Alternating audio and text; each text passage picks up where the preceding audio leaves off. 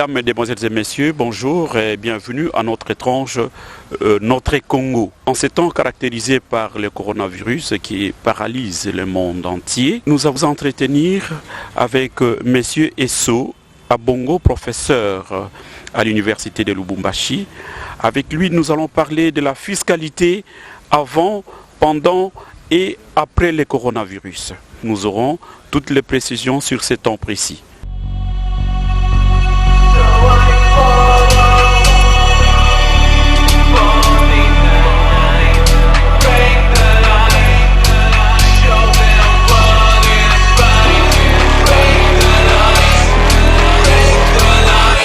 Parler de la fiscalité renvoie à l'État, parce que l'État, la fiscalité, c'est donc un instrument, à travers l'impôt, l'instrument de la souveraineté même de l'État.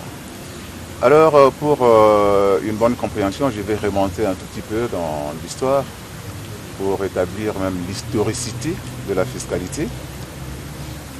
Dans l'évolution de l'État, nous connaissons essentiellement deux grandes étapes, notamment l'étape liée à l'État gendarme et à l'État providence. L'État gendarme, c'est un État qui n'avait essentiellement que trois missions, notamment la mission armée, la mission de police et la mission de justice.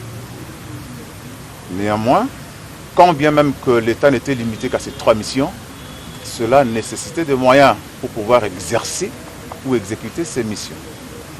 Et donc, un État a essentiellement deux sources de revenus, de manière classique.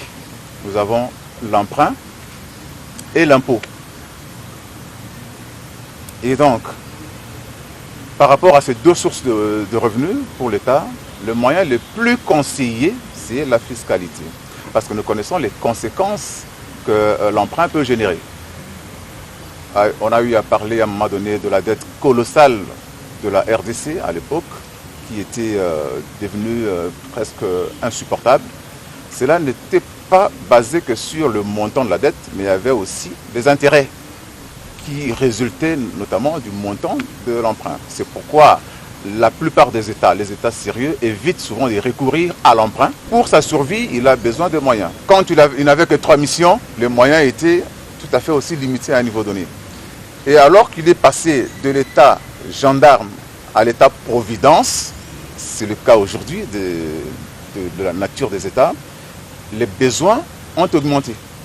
Et en ce moment-là, les sources de revenus aussi doivent suivre. C'est ce qui fait qu'aujourd'hui, l'État qui était interdit de faire par exemple les commerces quand il était encore État gendarme, aujourd'hui, il peut faire le commerce. Il peut participer à des activités qui ne relevaient jusque-là que des privés, juste pour chercher à se faire des moyens pour pouvoir assurer ses besoins.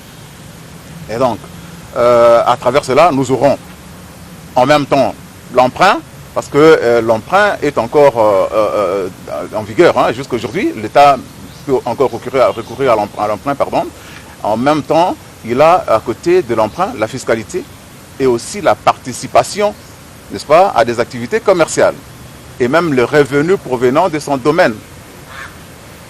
C'est ainsi que nous voulons aujourd'hui parler de la politique fiscale qui doit caractériser l'État aujourd'hui, pendant qu'on est en pleine crise du coronavirus, la pandémie du Covid-19.